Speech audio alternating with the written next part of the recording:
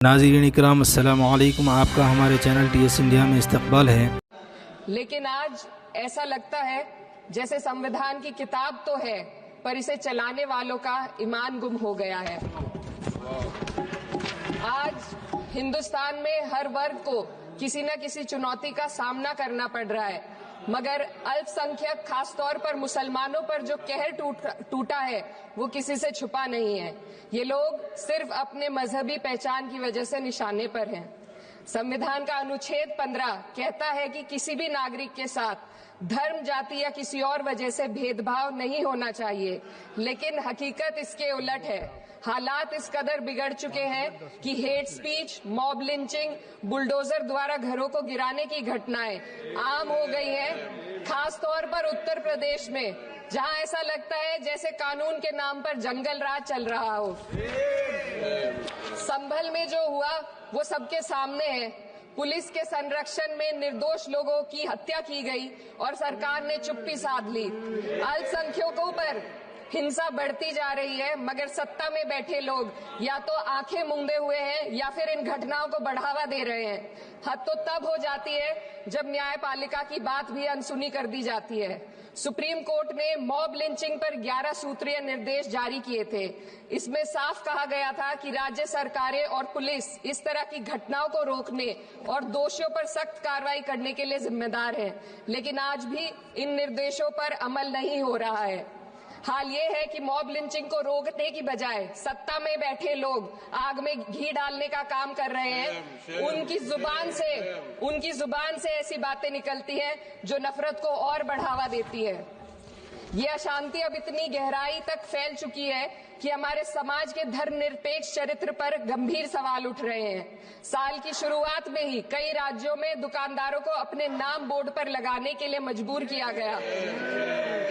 इसे सेहत और सुरक्षा के कानूनों का हिस्सा बताया गया, मगर असल मंशा कुछ और थी। ये कदम खास तौर पर मुसलमान दुकानदारों को निशाना बनाकर उठाया गया ताकि उनकी रोजी रोटी पर चोट की जाए। पिछले हफ्ते मुरादाबाद में एक मुस्लिम डॉक्टर को हिंदू बहुल्य मोहल्ले में घर खरीदने पर विरोध झेलना पड़ा। वजह बताई गई कि इससे मोहल्ले की सामाजिक शांति बिगड़ जाएगी। अब आप ही बताइए, क्या ये वजह सही है, जायज है? असल में ये छोटी बड़ी घटना इस बात का सबूत है कि सांप्रदायिकता को बढ़ावा देने वाले बयान और नीतियां हमारे समाज को अंदर से खोखला कर रही है। उत्तर प्रदेश में यति नरसिंहानंद ने बेहद घटिया बयान दिया, लेकिन सरकार इन बयानों पर कोई कार्रवाई नहीं कर रही। हेट स्पीच न केवल जनमानस के विचारों को प्रदूषित करती है, बल्कि इससे अब संवैधानिक पदों पर बैठे लोगों को भी प्रभावित कर दिया है। अभी हाल ही में माननीय उच्च न्यायालय इलाहाबाद के माननीय न्यायाधीश ने ऐसे बयान दिए जिसका संज्ञान खुद सुप्रीम कोर्ट को लेना पड़ा। संविधान के अनुच्छेद 29 और 30 ने अल्पसंख्यकों को उनके मजहबी और सांस्कृतिक हक दिए हैं ताकि वो अपनी पहचान को बचा सके और अपने संस्थान चला सके, लेकिन आज उन्हीं हकों पर हर तरफ से चोट की जा रही है। वक्फ जैसे बिल लाकर उनके धार्मिक अधिकारों को छीनने की कोशिश की जा रही है। आज अल्पसंख्यक समुदाय को संविधान द्वारा दिए गए अपने बुनियादी अधिकार पाने के लिए लंबी लड़ाई लड़नी पड़ रही है। ऐसे कई मामले अदालत ने न्याय देकर संविधान की रक्षा की है, लेकिन अदालती प्रक्रिया में जो समय लगता है उसकी वजह से देश के सामाजिक ताने बाने को भारी नुकसान उठाना पड़ता है। मिसाल के तौर पर इलाहाबाद हाई कोर्ट ने 2004 के मदरसा एक्ट को रद्द कर दिया था, जिससे मदरसों के संचालन पर सवाल उठे। हालांकि सुप्रीम कोर्ट ने बाद में इस फैसले को पलट दिया और एक्ट को वैध करार दिया, लेकिन इस प्रक्रिया में जो समय लगा उसने अल्पसंख्यकों को बेचैनी और संघर्ष के दौर में डाला है। इसी कड़ी में प्लेसेस ऑफ वर्शिप एक्ट 91 भी आता है और कई अन्य अधिकार, उन्हें भी इसी तरह अदालती लड़ाइयों में उलझाया जा रहा है। ये स्थिति न केवल अल्पसंख्यकों के अधिकारों की राह में रुकावट है, बल्कि justice delayed is justice denied जैसी कहावत को सिद्ध करती है। मैं इस सदन से दुनिया भर के अल्पसंख्यकों की आवाज उठाना चाहती हूँ, खास तौर पर हमारे पड़ोसी देश बांग्लादेश में। खासतौर पर हमारे पड़ोसी देश बांग्लादेश में अल्पसंख्यकों के साथ जो हो रहा है वे दिल को गहरे तक चोट पहुंचाने वाला है। उनकी जान माल की हत्या की जा रही है।